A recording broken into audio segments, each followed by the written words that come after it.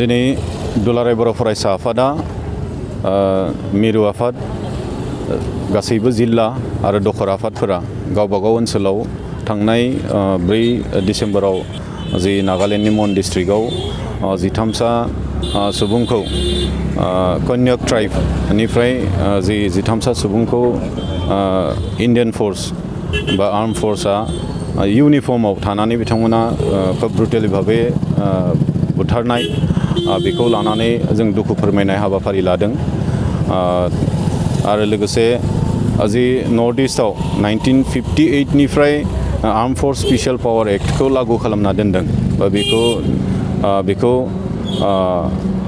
खोब थाबैनो उइथड्र खालामनायनि मोनसे डिमान्डखौ लानानै जों दिनै केन्डेल लाइट जलायनाय हाबाफारि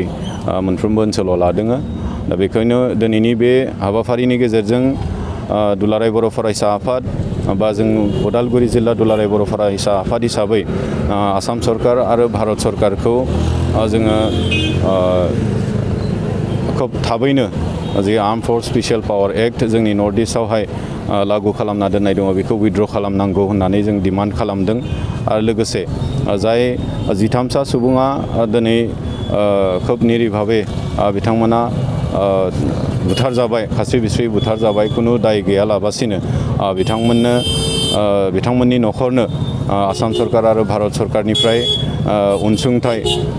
होनांगौ बेखौ जों दिनै बे हाबाफारिनि गेजेरजों दाबि खालामदों आरो जोङो बेखौनो भारत सरकार आरो आसाम सरकारनिसिम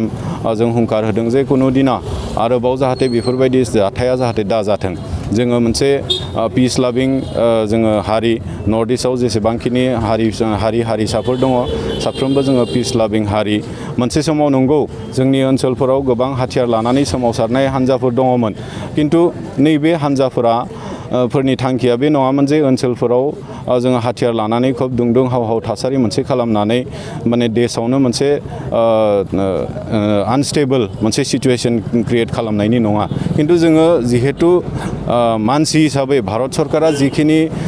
कन्स्टिटिउशनेल मोनसे राइटखौ जोंनो होना दोनदों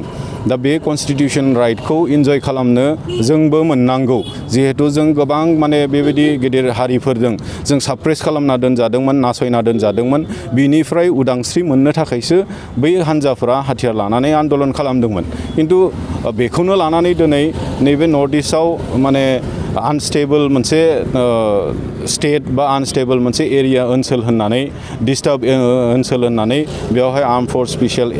पावर एक्टखौ जाबसिनना होना दिनै गोबां निरिह मानसिफोरखौ नंखाय बाखायै बुथारनाय गावथारनाय बेफोरबायदिया 1958 निफ्रायनो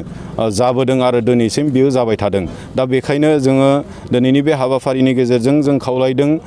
जोङो डिमान्ड खालामदों आसाम सरकार आरो भारत सरकारखौ जे बेबायदि जाहाथे बुथारनाया जाहाथे आरो इयुननि समाव जाहाथे दा जाबावथों आरो बे आर्म फोर्स स्पेशल पावर एक्टखौ थाबैनो जाहाथे उइथड्र खालामफिनो बेखौ जों दिनैनि बे हाबाफारिनि गेजेरजों भारत सरकारनिसिम डिमान्ड खालामदों